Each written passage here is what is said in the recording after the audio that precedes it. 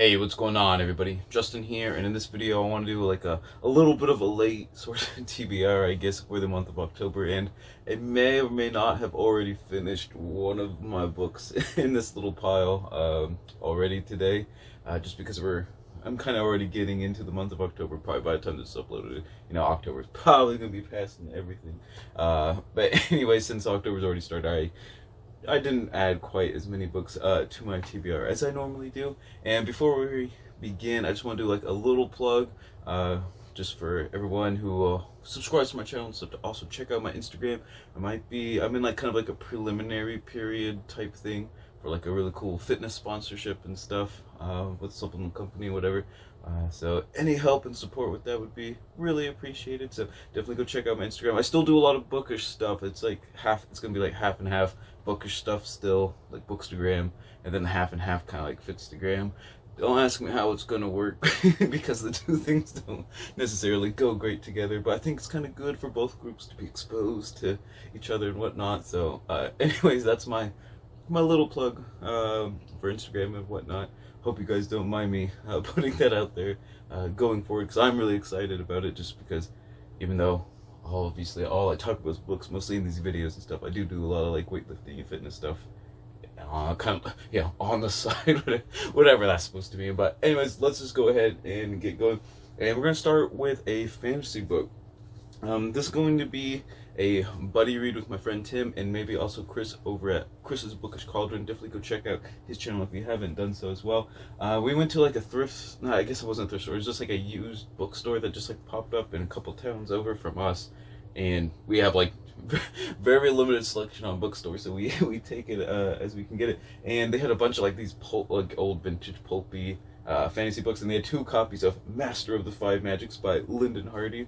So we each got one, and then Chris saw it on our on my Instagram post or whatever, on my like used book haul. And I know I gotta do that video too, but I gotta have Tim come over with his haul selection as well. We'll do like probably like a double used book haul type thing. But yeah, this is something going forward. I brought back my sort of nonfiction reviews. Me and Tim might kind of do some sort of vintage fantasy review type thing, maybe going forward, if both of us can just like get our lives together, whatever, in on sync, just a little bit. But yeah, we read the first chapter already, and it was interesting. Let's just say there are reasons why there's sort of stereotypes with kind of the older fantasy kind of stuff going on. But yeah, like I said, pretty much just picked this one up because there's 2 copies, and we were like, yes, we must. I picked it up because when I looked at what the 5 magics were, one is like thaumaturgy, and I just like immediately thought of Final Fantasy 14. So that's pretty much why I got it. And also I think it was $1.25, as you can see there, so I couldn't really complain with the price. So that's why I picked up Master of the Five Magic. All right, next up, I need to read a Warhammer book. I haven't exactly decided which one. I might read this one, which is Watchers of the Throne, The Emperor's Legion by Chris Raitt. I read Valdor, Birth of the Imperium, a month or 2 ago. Really enjoyed it. I'm really into like kind of the Adeptus Custodes, which are sort of like the Emperor, mankind's like bodyguards. So they're not necessarily, they're not exactly like the Legiones Astartes or the Space Marines. Are a little bit different, similar but different. Really enjoyed it, and this is sort of what the Custodes are going to start doing, I guess, in 40k. Just from what I understand, they haven't really done all that much.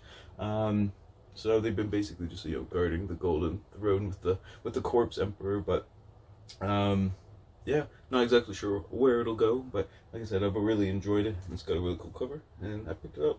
I think I picked this up on eBay a little while ago. So there's that one. All right, I want to start.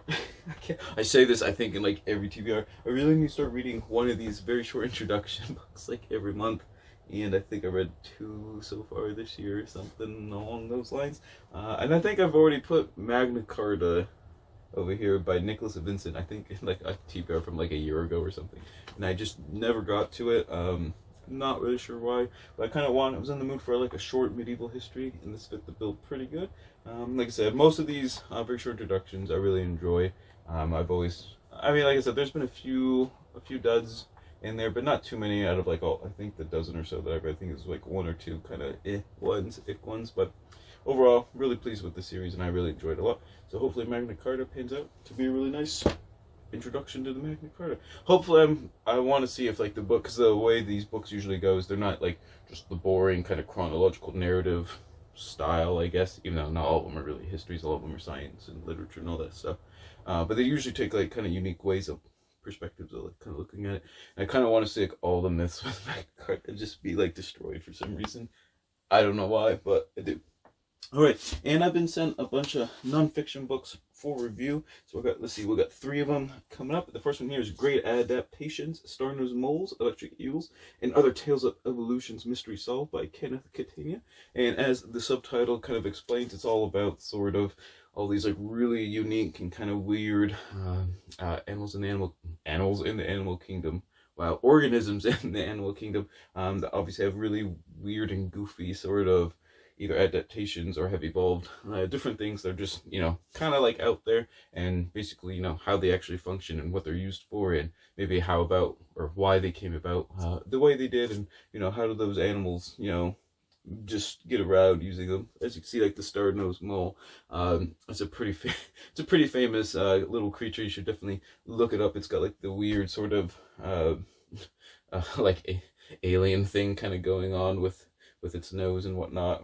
Actually, I assume it's its nose. No, I'm gonna feel really dumb if it's like its mouth or something. But anyways, it looked like a really fun, kind of quirky. I always love these sort of animal books where it kind of highlights different things and whatnot.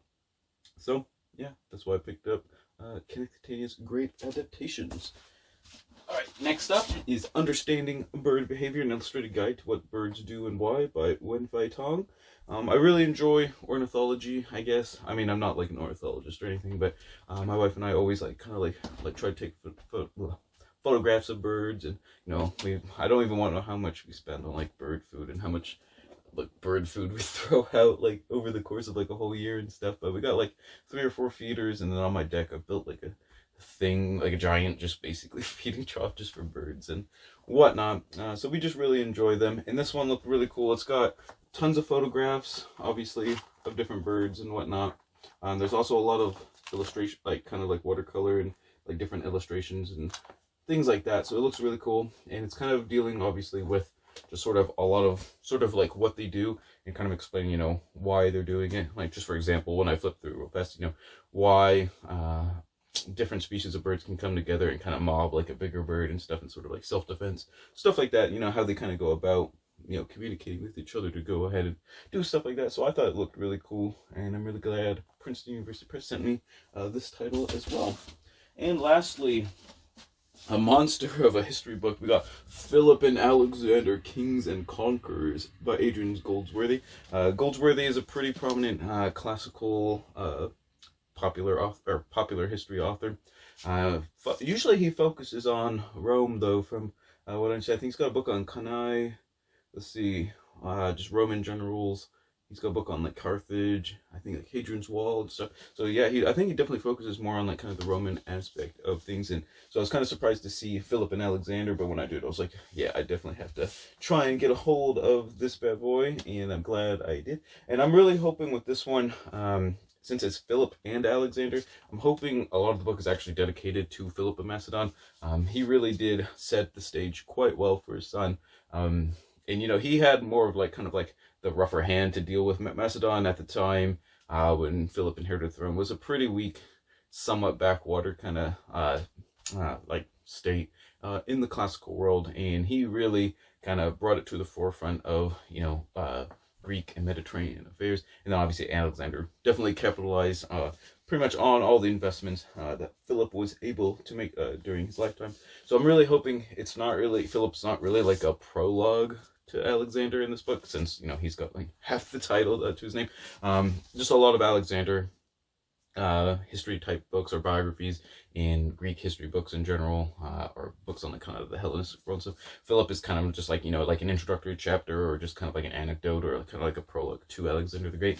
And I think he definitely deserves a lot more, so I'm hoping this book sort of rectifies that situation. And also, I know it might surprise some people, but like what I put on Instagram, I'm not really a big fan of Alexander the Great, so I'm hoping the author isn't like super fanboyish with Alexander. I've read a couple biographies sort of like kind of in that vein, and I just don't like, because I don't like Alexander. But kind of like Napoleon, he's a very polarizing figure. Like a lot of people like really love him, a lot of people really hate him, and it's always kind of tricky to find that sort of neutral, sort of middle objective, kind of like middle ground, I guess. So that's what I'm hoping Adrian Goldsworthy is able to accomplish, since he's such a kind of a prolific classical historian. So that's sort of what I'm hoping for with Philip and Alexander. And like I said, it's a pretty thick boy. It's like about 600 pages. It's about 500 pages of text, and then like another 50 pages of like notes and whatnot. But hopefully it pans out. Really excited for that one. So there you have it. That is my TBR for the month of October. Hopefully I'm able to get through at least quite a few of those, plus several, a couple more, since we're already kind of going on the month as well. Thank you all for watching. Leave some comments down below about what you're excited to be reading in the month of October. I know a lot of you are probably reading some spooky, scary stuff. I didn't even think of that till like right now, since it's like the Halloween season. Not that I have a lot of like scary books, and I have like, I guess I have a couple ones. I think I read like a book on cadavers or something like last year, but anyways, hope you enjoyed the video. Don't forget to, like I said, check out my Instagram if you feel so inclined, my Twitter, my Etsy shop, stuff like that. Now I'm so disorganized, I didn't even have my sign right there to kind of, subliminally message you guys to check out my Etsy shop and whatnot. But anyways, thank you all for watching. Don't forget to like, comment, subscribe, all that cool stuff. And always remember, whatever you're reading this month, read victoriously.